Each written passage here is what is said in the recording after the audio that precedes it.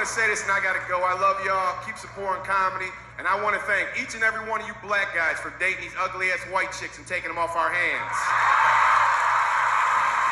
Real business. My name's Ray Lapowski. I'm out of here. Hey y'all, welcome back to the channel. This is Lady Blacks again coming at you with another video. If you're new to the channel, please like, comment, share, and subscribe. Hit the notifications so you're notified anytime I drop a new video. Also, shout out to the new subbies. Welcome to the family, y'all. If anyone has any ideas, feedback, or videos you want me to react to, please email me. My email is always in the About section, and it's ladyblacksagain@gmail.com. Finally, as y'all know, the dust is quite fierce. The dust is quite fierce.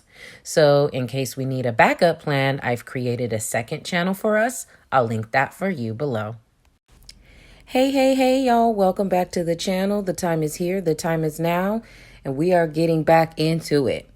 We're going over another part of the breakdown of Cinderella, circa 1997, starring Brandy, Whitney Houston, and Whoopi Goldberg, to further explain how Disney has been telling Black women to divest since 1997, and we have not been listening. Now, when we last left off, Cinderella comes to the realization that she has self-worth and she wants to go to the ball. So she makes her way to the ball and we enter into scene 8. Now, back at the castle and at the ball, we see the prince dancing with all the eligible maidens of the land. And it is quite clear that he's not feeling any of them. He is very bored by them. And they just don't strike his fancy the way Cinderella did when he met her in town the previous day. Not knowing this, the queen does at least recognize he is bored and becomes very worried that he may not find his bride tonight. And she is still determined that he will find her. And she makes it quite clear as such when she says to the king that if he does not find the bride tonight, the ball will never end. Meanwhile, the stepmother with her 2 baby daddy self pulls Lionel to the side and finds herself hitting on him. She knows that he is a part of the royal staff and therefore he is a high-earning, high-value man, and she wants in.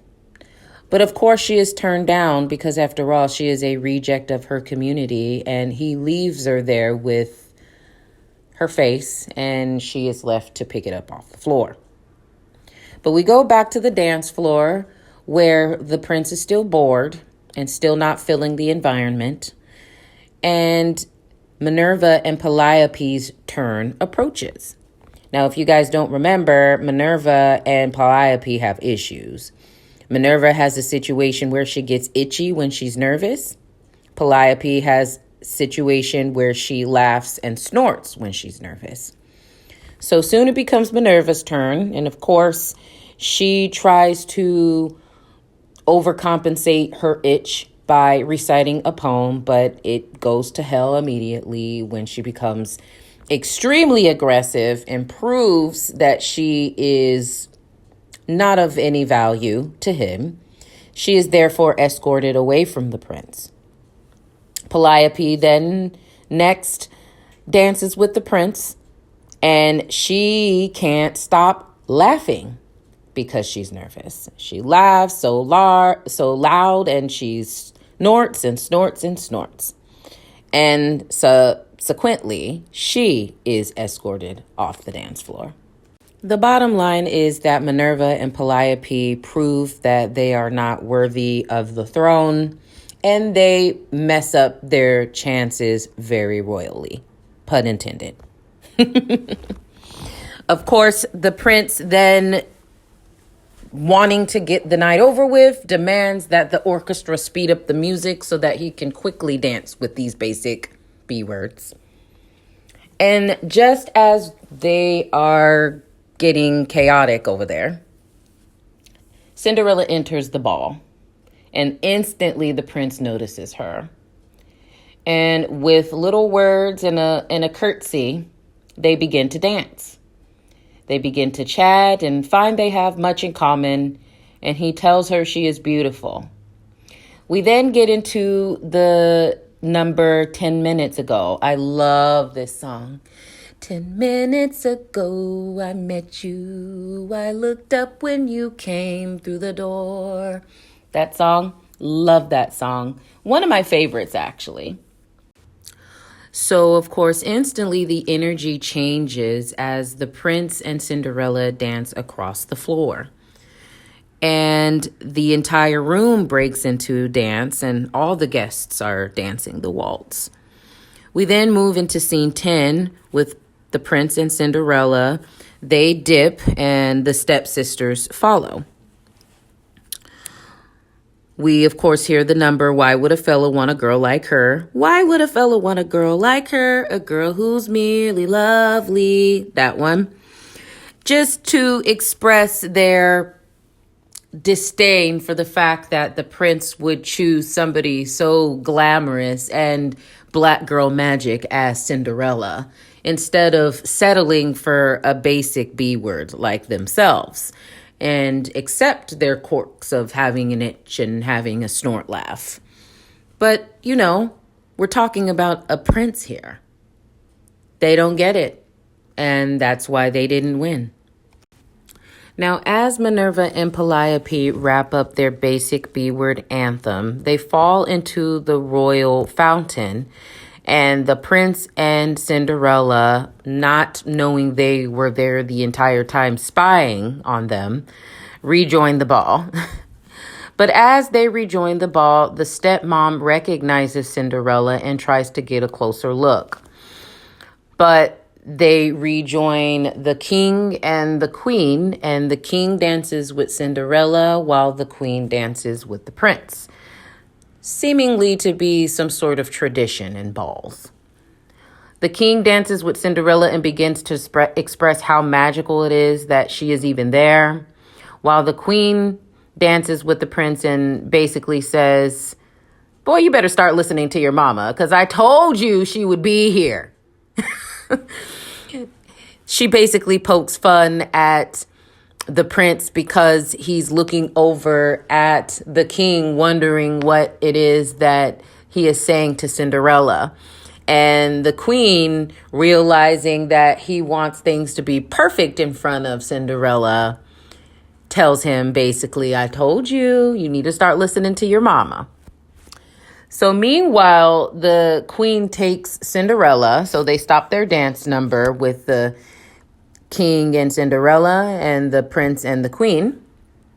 And then the queen breaks away from the prince to talk to Cinderella to ask her about her family. But this unfortunately triggers Cinderella because, as we know, her hyena father left her with his preference and her two children from two different fathers, seemingly a white father and a hyena father. And she does not want to talk to the queen about this chaos that she has to live with. So she excuses herself. We then make our way to scene 12, which is back in the courtyard of the castle, where Cinderella tries to leave and bumps into her godmother.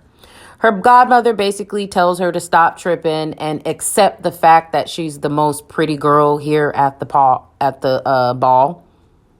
And luckily, the prince catches her as she's trying to make her exit. He basically apologizes for his parents, and she says they are great. And that compared to her ghetto family, they're perfect, essentially. He says to her that he wants to meet her family, and she corrects him and says, "You really do not want to meet them." And I wonder, actually, is this the beginning of her divestment? Maybe it was when she finally decides to go to the ball. But I honestly think that it's here when the prince asks about her family and she's like, "You're not meeting my family." I think this is solid divestment elements right here. But anyways, she is right about the fact that the prince does not want to meet her family, clearly.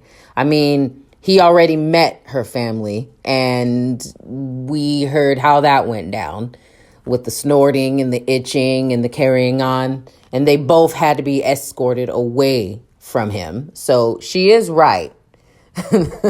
And he was not pleased by the interaction that he did have with them, not knowing that they are the stepsisters of Cinderella. But anyways, they were able to move forward and continue their conversation. And he confides in Cinderella about how people just see him as a prize. He begins to talk about the things that he wants in a wife, and Cinderella, interrupting him, begins to describe the things that he would want in a wife. Things like being exciting, sweet, and his devoted servant forever and ever. And he says, yeah, exciting, not that sweet, but somebody he can talk to.